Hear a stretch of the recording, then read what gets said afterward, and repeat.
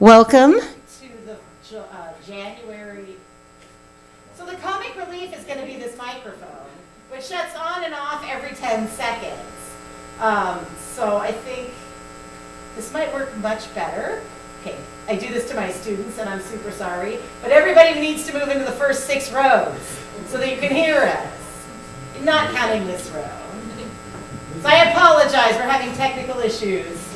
I'm just going to give up on the mic and I'll stay on. Brody, if we don't use it at all, can you hear us? Okay. You guys are good. Thanks. You guys are awesome. I'm loud. I can't guarantee that all of us are loud. Just speak loudly. Yeah.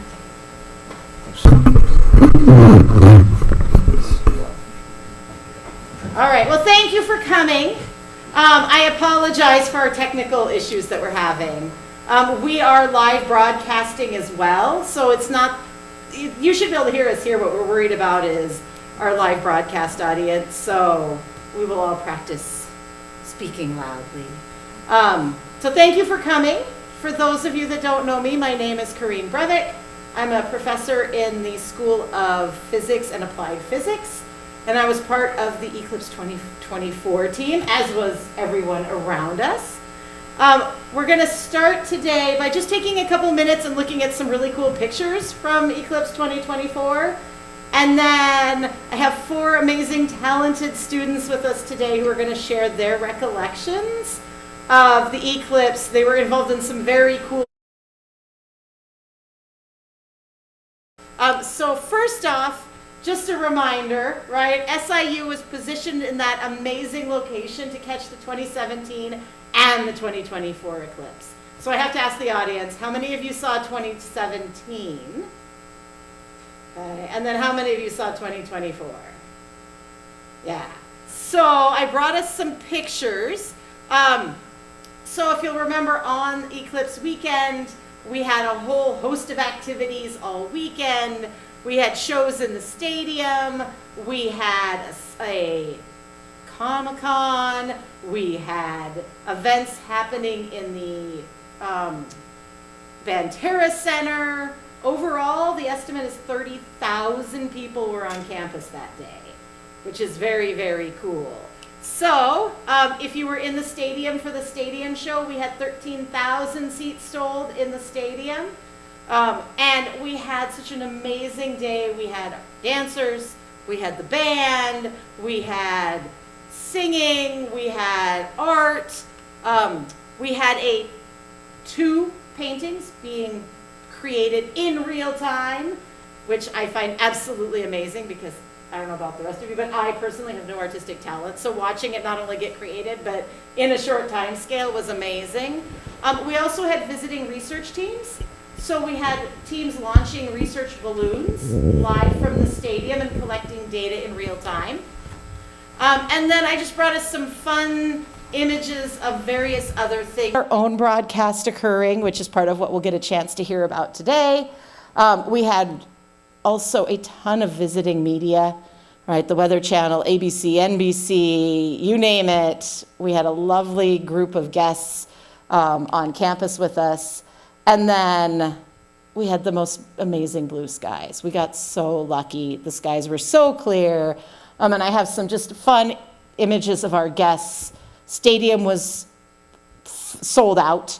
And then we had all sorts of people who were able to sit like on the berm. The images in the background here were images from research teams all across the country who are part of our projects, who were sending us real-time images. Including from live here at SIU. And as we talk today, we'll get a chance to talk to some of the people who are part of that imaging team. We also had lots of guests who brought their own cameras, took lots of pictures. The person there looking through the telescope, he has a solar filter on the telescope. That's very important. He's not just staring at the sun. And then this one is a great image. This is coming up on totality. So there are a ton more of these images available, but just as a remembrance of where we've been, let's talk to some of our students who are involved. So I'd like to start first. We're going to pass the mic around, so we'll be a little awkward. Bear with us. Can you tell us who you are, what program you're in, and then we'll go from there. Yeah, so my name is Nathan Cully. I'm a media arts student in my final year. I'll be graduating in December of this year, and I mainly focus in video production with camera work and editing. Hi, my name is Elena Hinman. I'm in my final year in the film program here. I graduate at the end of this semester, and yeah, I do a lot of production. Hi, my name is Nahida Islam, and I'm doing my master's here. I'm an international student here, and this is my third semester. Also, will be graduating on summer. I'm Nathaniel Smith, and I'm a grad student working on my master's in physics, specifically material physics, and hopefully this is also my last semester. So we had lots of other students, and I actually reached out to a few, and they had the audacity to graduate on us, right? Like, they keep graduating. And I know there are a bunch of you in the audience who are also part of our team, so big thank you to everyone who was involved. So what I'd like to do is let's start with what you remember, and I want to start with 2017 first. So did you see the 2017 eclipse? And if so, where were you? Did anybody see 2017? No. Oh, okay. Have any of you seen an eclipse before 2024, a total solar eclipse? No. Okay, so this will be cool. So what I want to do then is let's talk about how you got involved in each of these projects, right? Because it wasn't, I saw the last one, I need to see the next one. So how did you get dragged into this? A name many of you might have heard, the name Carla Berry, is a media arts professor. She's one of the best, and she's very interested in getting students involved in different projects.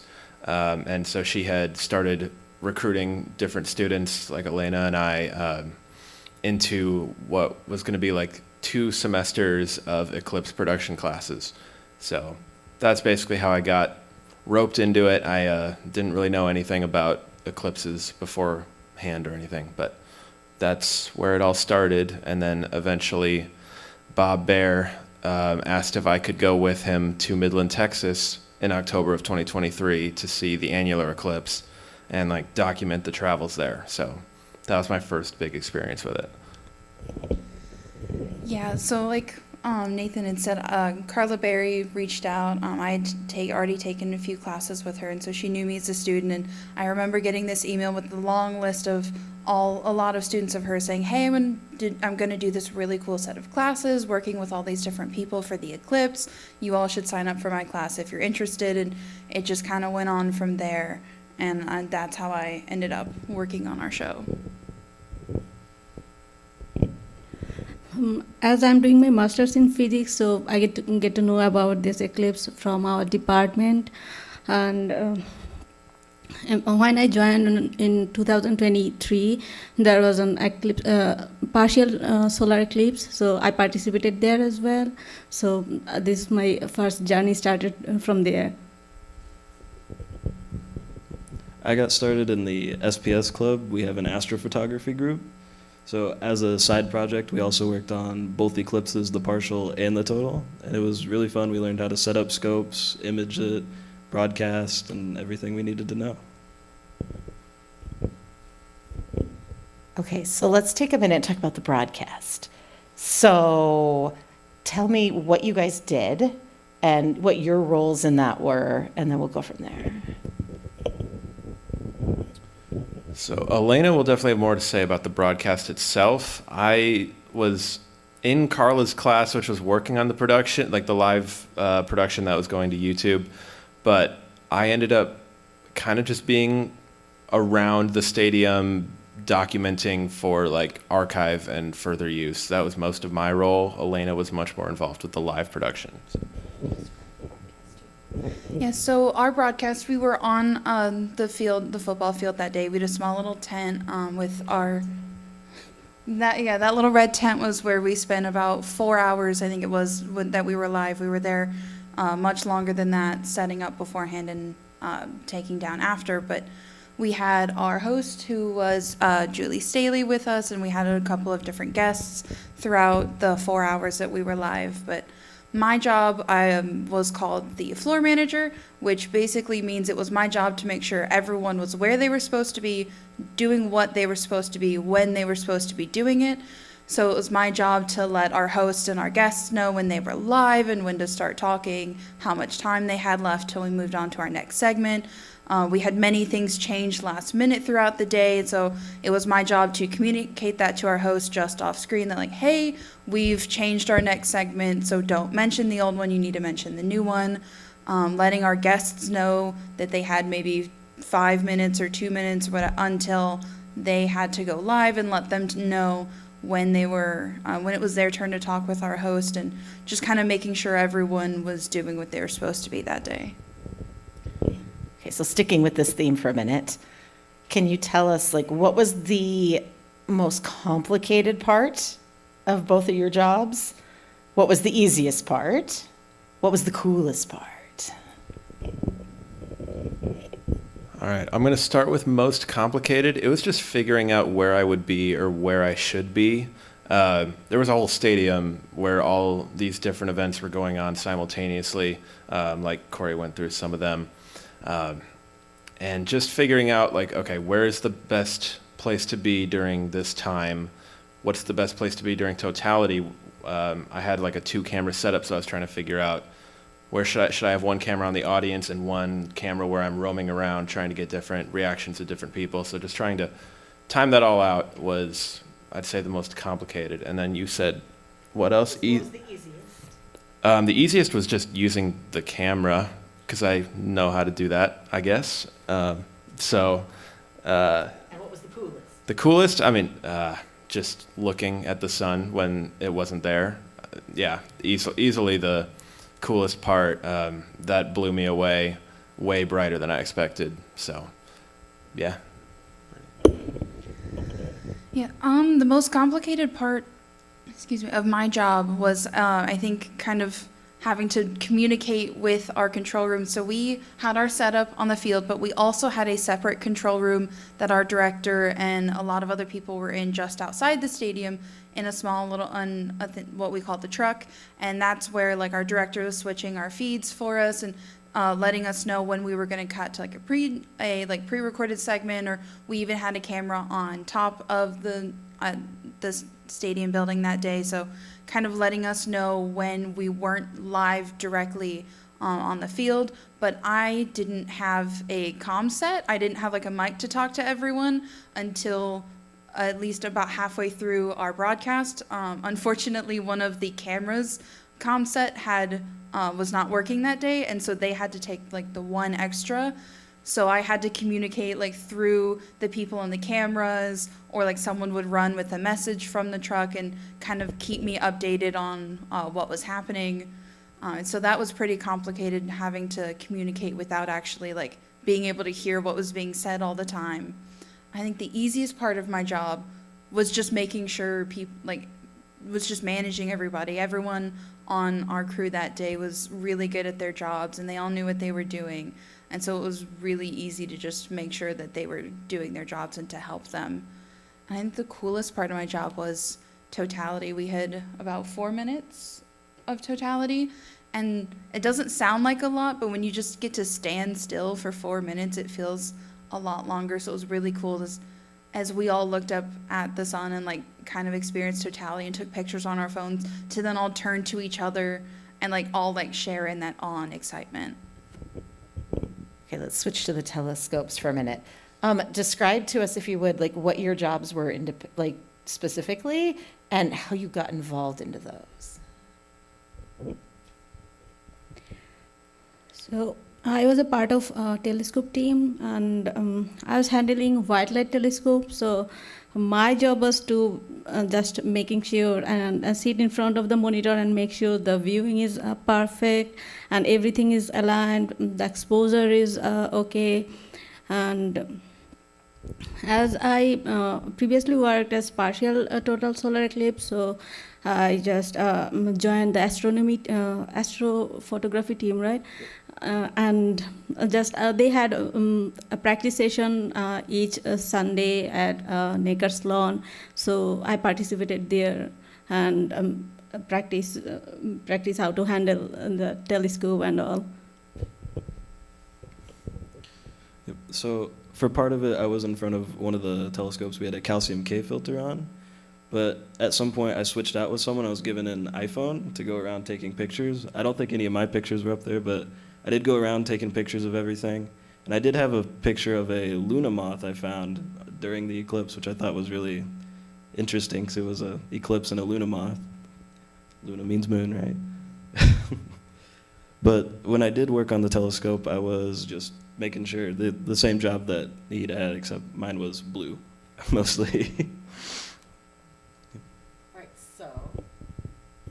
so I do have a picture of the telescope team as well, right? So the teams are big, right? We have 4 people up here, but there were a lot of people on each team. So before we switch back, I want to ask you guys the same question. What was the hardest part of your job? What was the coolest part of your job? All right, what was the easiest part of your job? Or the event in general? So the hardest part of my job was the pressure of making sure that everything is working correctly. And the coolest part was just enjoying the totality, enjoying the darkness of totality, and enjoying the prominences and sun's corona. And the easiest part was, for my job was, I think, it's just enjoying the whole thing. That's it. Yeah, the most complicated part was definitely just the pressure of making sure the broadcast had a perfect view of the sun in the middle, because a lot of times it drifted, and then we had to actually go through a realignment at some point. But the coolest part was definitely totality. It was just, I've never seen something like that before. Being able to see all the planets in the sky during the day was amazing. And the easiest part was actually going around taking photos. It was actually really fun. So. All right, so can you describe for us how many people were involved in the filming, the broadcasting, the producing, eyeball, or rough estimate, but how many people are we talking?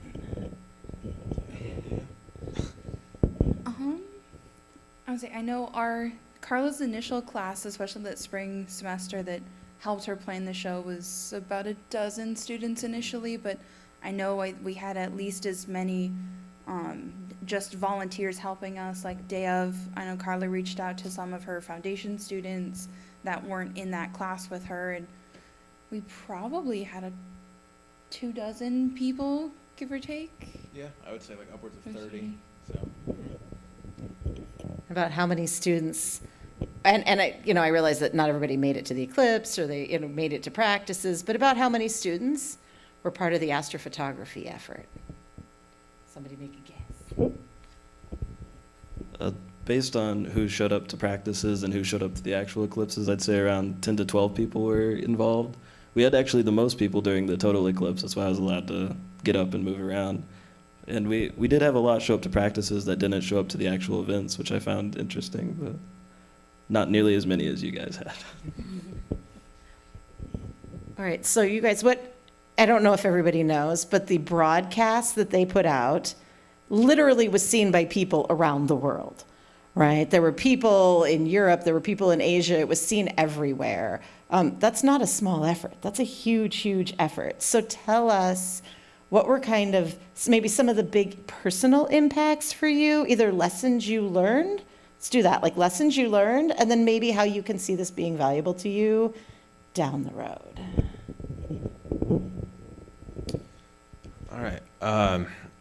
I think as far as like the international reach goes, that's not something I've ever like experienced much before, except for like if I put out a personal video, like my aunt who lives in the UK would see it, but like that's it before. So like, I don't know, we probably could have hit 12+ countries with the stream, and I don't know, there's something about the idea of a time difference of like 6+ hours not being relevant and still being able to bring something that's happening here in Illinois all the way to different places around the world seems like just a very neat thing to be able to do. And it's really cool that we have the technology to do that now.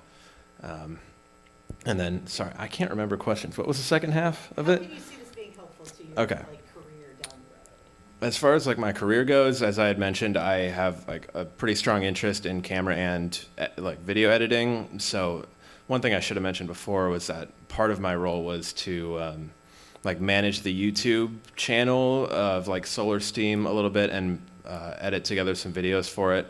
So 2 of the videos that I made, one of them got featured in the like it was the main trailer for the event, which some of you might have seen, and it was like the teaser at the begin that played at the beginning of the stream. So that's something I can put on a portfolio, and like it's a video I'm still proud of to this day. I think the editing is strong in it. And then the second video that I got to make that I'm still very happy with was interview with Bob Baer after, like immediately after Totality, and he just gave his immediate thoughts.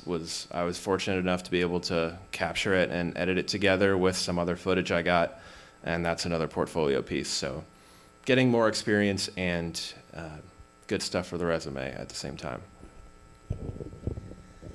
Yeah, I would say I remember we had a really large text chain that during that time of all of us that worked on the Eclipse and communication and things. And I remember initially after we had finally all gone home for the day and finished everything, we were all looking at our view count and seeing like how many people had actually watched it, because we were all so busy during the broadcast. None of us were really paying attention to like our viewership or like how many people were watching. We're all too busy making it happen.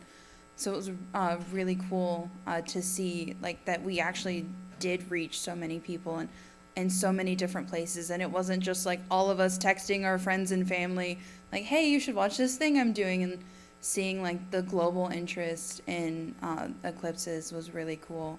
And yeah, it's a really cool thing to be able to put on my resume in the future, especially as I prepare to graduate, that I worked on a project as cool as this with as many different partnerships and all these different types of people and all the different skill sets that it brought together to make this happen.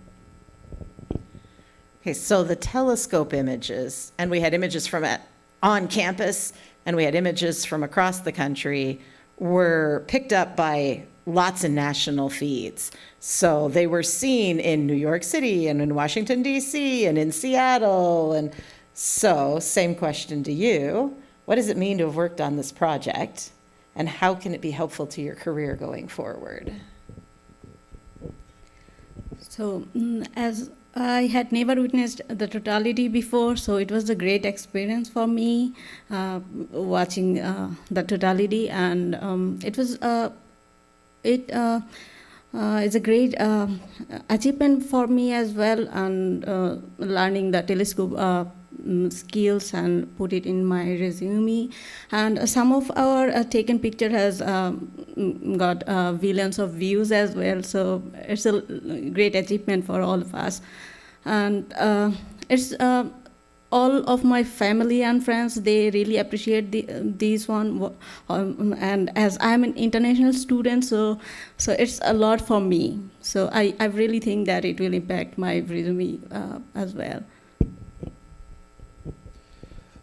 Just being able to broadcast a picture I was seeing on a laptop in front of me to the entire country and even internationally is just amazing to me that it happened just while I was sitting in front of a laptop or walking around the stadium watching it up on the big screen.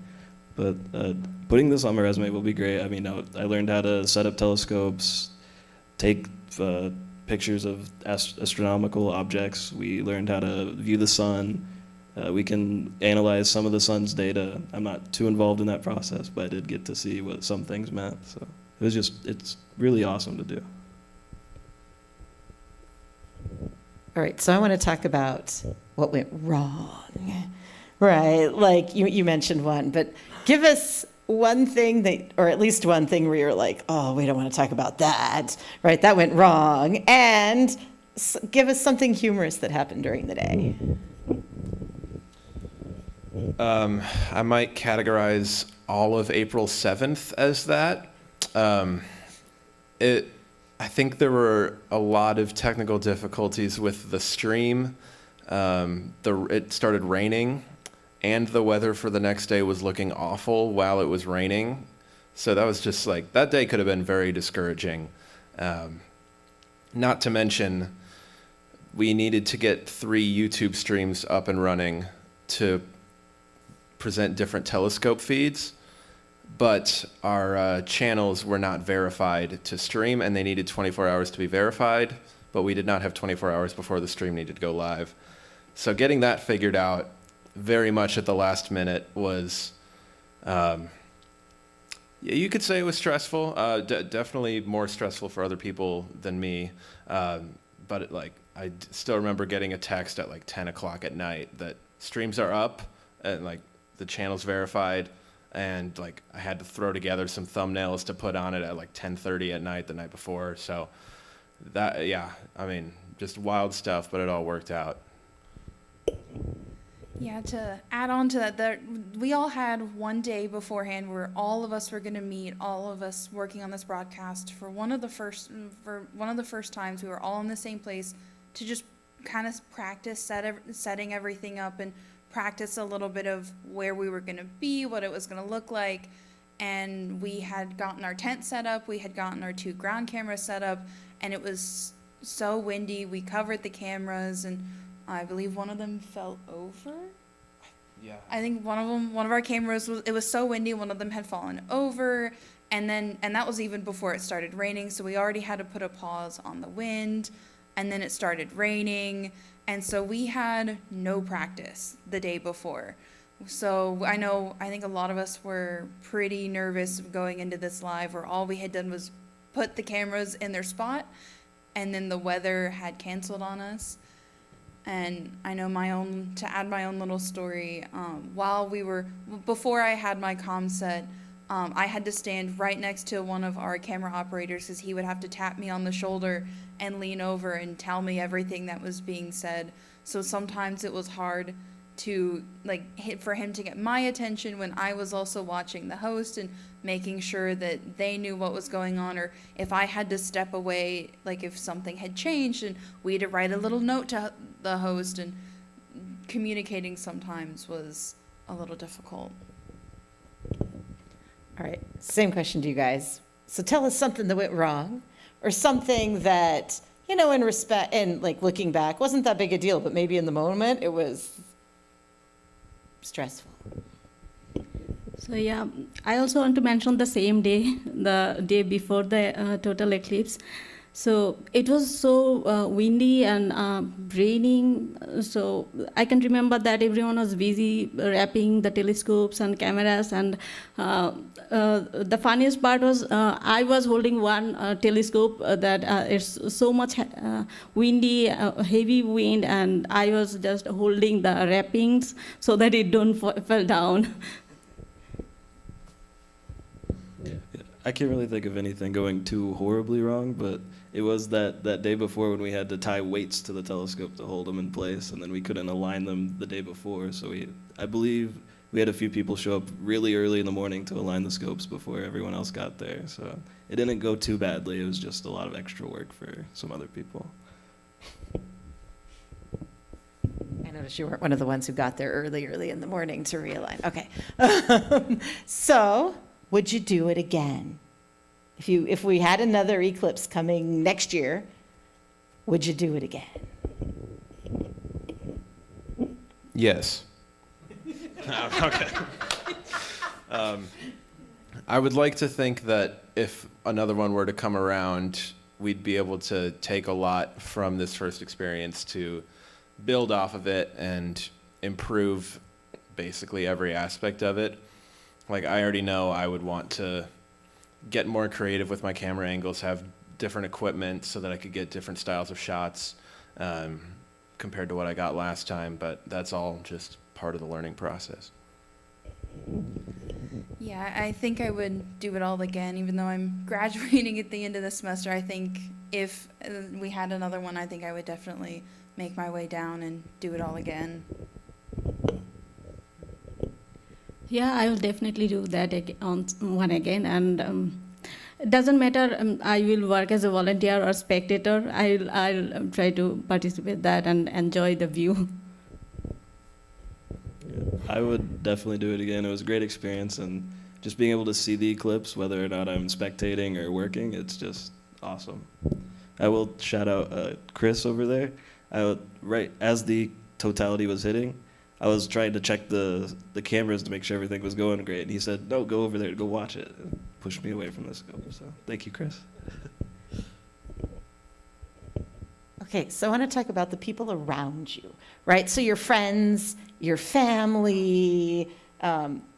What kind of comments did you hear from your friends and family, or what did you get a chance to share with them, either during the eclipse or after?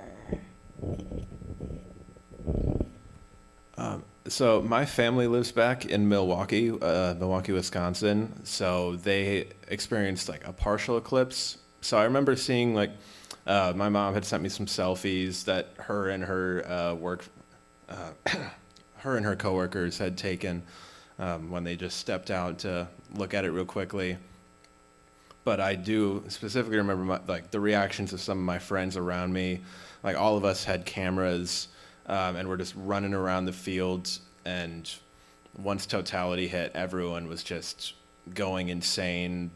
I mean, expletives being thrown all over the place, all around me. But yeah, it was just, I mean, I don't think people knew how to react necessarily. And it was very evident once it happened. Like, you couldn't really predict how grand it would really look.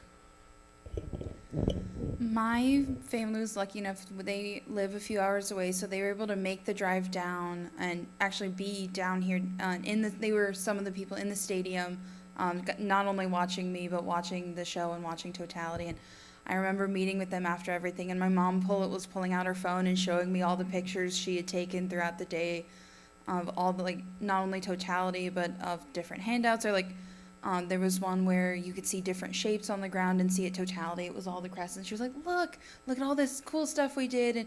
And so it was really cool during totality, being like on the stadium, kind of getting to look back and look up at everyone watching, but then kind of looking at everyone else as we're all standing there together, just kind of like awed and not really knowing what to do, but all just kind of this understanding of like this really cool moment. And just kind of sitting in the fact that we were all getting to experience it together. My family lives in Bangladesh, so they never experienced totality before. So they all used to tell me that I'm really lucky that I experienced that. And experiencing totality in person is something really different, watching videos and simulations. And some of my friends was out of the town, they really regret about that. Yeah, my family, they live about 3 hours north of here, and they got a mostly total eclipse, but it was like 98%. They're like, yeah, it's not that impressive. I was like, if you would have just come down, it would have been way better. But but my family was not very impressed by it, and they don't usually talk about it. But just being able to stand there with all my friends and just watch it together was an amazing experience. All right, so I have one more question for you, and then we're going to open it up to the audience. So think of a question, right? We've got them here. We need to grill them and get some more information out of them. So think of a good question. But my last question to you is, give us a life lesson you learned, right? By being involved in this entire process, by seeing the eclipse, what is something that we will carry forward with you? Be as prepared as you possibly can be, but don't be disappointed when you realize you're not as prepared as you should. I'm trying to say something profound. It's not working. Basically, just try to prepare as much as possible, but expect that you won't be fully prepared, and just the ability to adapt to situations that you weren't fully expecting is still very valuable, and any experience like this one is helpful in that. I would say just the power of like just saying yes to things. Like I know when I started here as a freshman, I never imagined that my junior year I'd be a part of a big broadcast like this and being able to learn and have all these opportunities. And none of it would have happened if I hadn't have said yes to Carla's email and been like, yeah, I will totally embark on this year-long journey. And things were changing all the time and watching the show develop. And yeah, I think just saying yes. I would say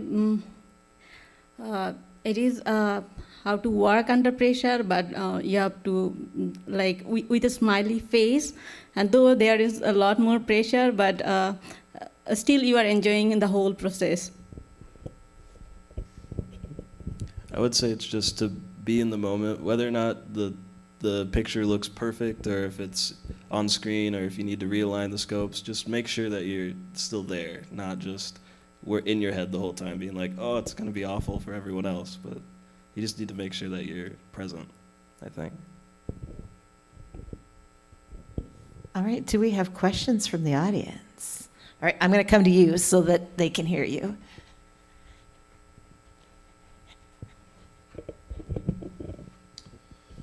Hi. First of all, the four-person panel up there of undergraduate students did amazing. You guys are so present up there. It's awesome. I just wanted to ask, during the eclipse, you got to experience a lot of things that you wouldn't have got an opportunity to participate in if that hadn't have been going on. Did anything you do or did during the eclipse sort of change your outlook for what your future is going to be, as in the tasks you were assigned? And did it inspire you to sort of pursue something different than what you were planning on doing? We're going to go from the other direction. So you get to go first. Yeah. So as I mentioned at the beginning, I'm a grad student in material physics, and actually working on this project made me really interested in astrophysics, astronomy wasn't really an option when I was an undergrad here. But now that it is, it's awesome that I'm getting to participate. I TA for the astronomy lectures, and I'm taking all the classes I can to really push myself in that direction over materials. I'm also a material student, so my focus is on energy storage. But still, this is not related to my research, but still it's physics, and astronomy is always interesting. Yeah, being a film student, I didn't have a lot of like live broadcast experience. I had a little bit of taste of live broadcast like through high school back home, but nothing to this level. But being introduced to like all that goes into putting together like live broadcast, a different type of production, kind of made me interested in more than just like films or movies that you might think that you want to do when you start.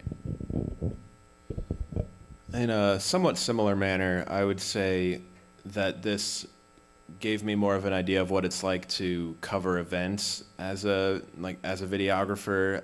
Also gave me some experience with interviewing, which is going to be coming in handy pretty soon, as I'm currently in a documentary production class with Carla. Go figure. Yep. So that's a foundation that I have now to build off of, and I could certainly see myself like just doing event videography in the future. And this I had an interest in it before. This kind of crystallized that a little bit. Okay, I saw someone over here. That's right. So 50 years ago, I was a student here in radio TV. Now it's media arts, I know, but wow. The things you guys are describing now, we could have never imagined. And what an incredible experience this was for you, an opportunity for you. And I'm so glad that the faculty was able to incorporate students. And what I don't quite understand is, I was there in person at the stadium, I wasn't watching it, but so you said you broadcasted, but it was streaming. What platform did you use? I'm not even sure how you put it out there.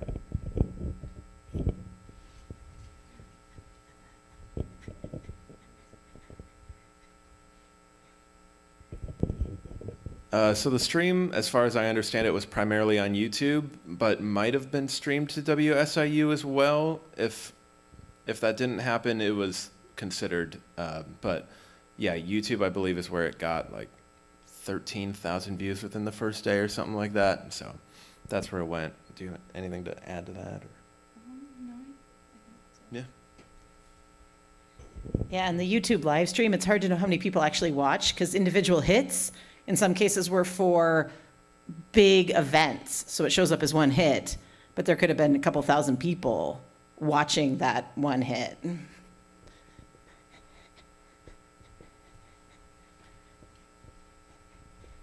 you have a question? What was the atmosphere like within the team leading up to the eclipse, and how was it after the eclipse as well?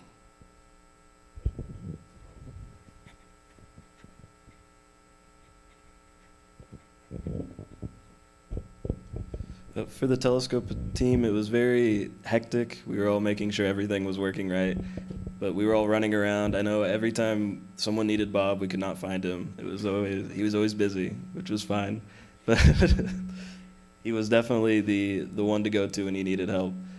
But after the eclipse, it was just really relaxing. I remember there were just drinks around while we were packing up, and it did take forever to pack up, but it was a fun time.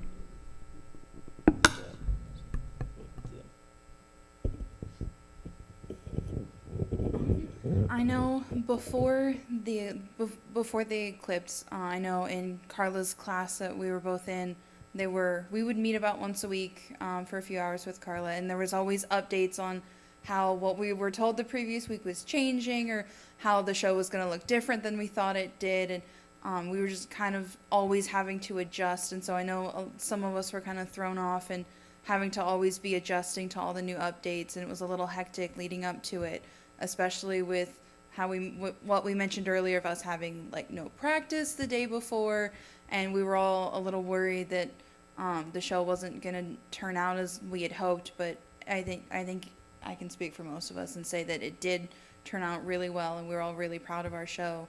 And so afterwards, it was kind of us looking at each other and going, we really did that. Like, that's really cool. And just kind of remembering and getting to experience the fact that we like put something together for so many people. Yeah, she pretty much covered it from the media side. I guess the only thing I'd add on like afterward is usually taking down stuff or like packing equipment up is like just boring and tiresome after a long day on set. This time it was just like, thank goodness we're doing this now.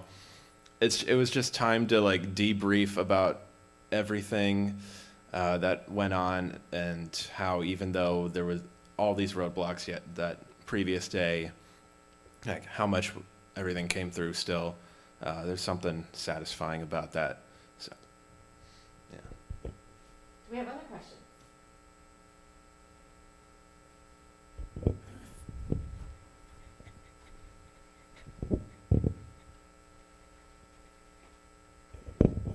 All right. First question would be for the scope team. How many telescopes did you use that particular day to see the solar eclipse? Then for the entire team, what would be one word that you would describe the full experience of the day with?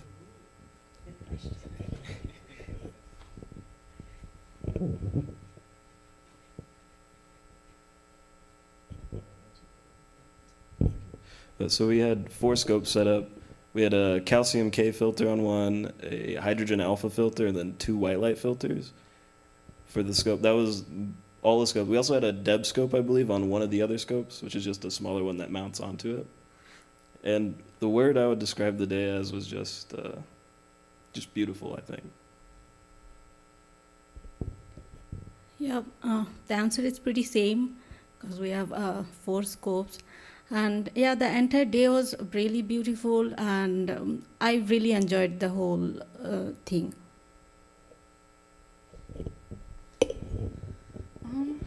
I guess my one word would probably be brilliant. It was so cool that day. I think I'll just use the word worthwhile.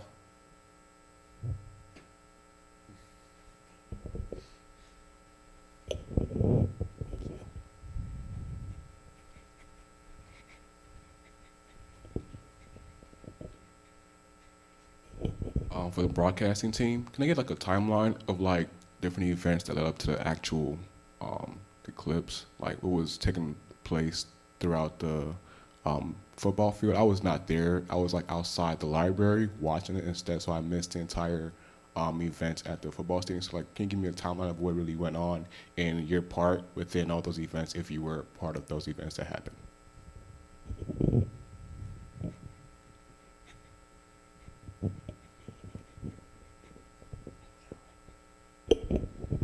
So that day on the football field, they had a show that they had sold tickets to, and then that was the main show kind of off, and it had a main stage off to the side, and then there was our show on the sidelines and a lot of other locals, a lot of other news organizations that had come with their own cameras and setups, kind of all along the sideline of the football field. But I know the stadium show had different groups. They had dancers and performances, and they also had interviews, and that's where they talked about the paintings and the different projects that were going on. And our show went for about 4 hours that day. I don't remember exactly what time we started, but I know we all had to get there pretty early to set everything up. And so we were all mostly just in the stadium that day working. Yeah, I don't have much to add on to that. I was just a roaming camera, not necessarily even working with the stream, just going around capturing footage, B-roll, reactions, all things like that. Got time for one more.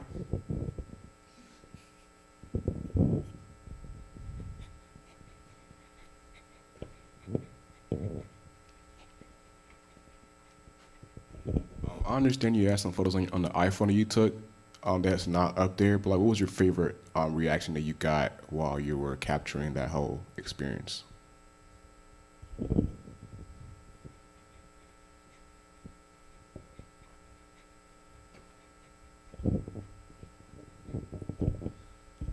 So I happened to just leave my camera set up, pointing at some people in our class, like on the production team. It was 3 people, and one of them was just jumping up and down, clapping and screaming. So like that worked out very well. Another person was just sitting there like. So and then the third one wasn't having too much of a reaction, at least not visibly, but I getting those 2 reactions in the same shot was pretty fortunate, and I would say that's the best reaction I captured. Does anyone else?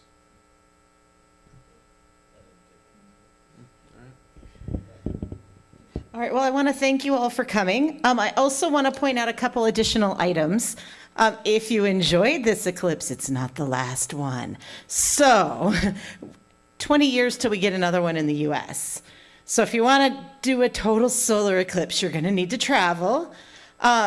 SIU is doing study abroad trips. So in the summer of 2026, we'll be traveling to Spain.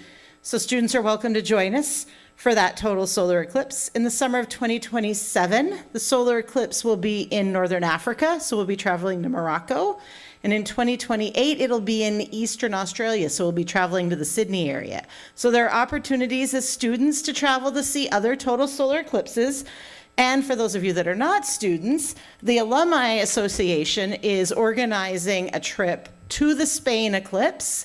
They are just releasing the details. It is just being announced. You might be some of the first people to hear about it. So if you are interested in traveling with the Alumni Association to northwestern Spain, August of 2026, that opportunity is available. Please help us spread the word. All right. Thank you for coming. I'm sure our panel is willing to hang around if you want to ask them specific questions afterwards. And otherwise, we have 3 more of these talks coming up at the end of each month. In February, Dr. Brent Pease will be talking about the Soundscapes project, which measured and recorded sounds during the eclipse. So they have a bunch of really cool data about sounds across the entire country that were recorded at that time. So that will be the last Friday in February. All right, thank you so much for joining us.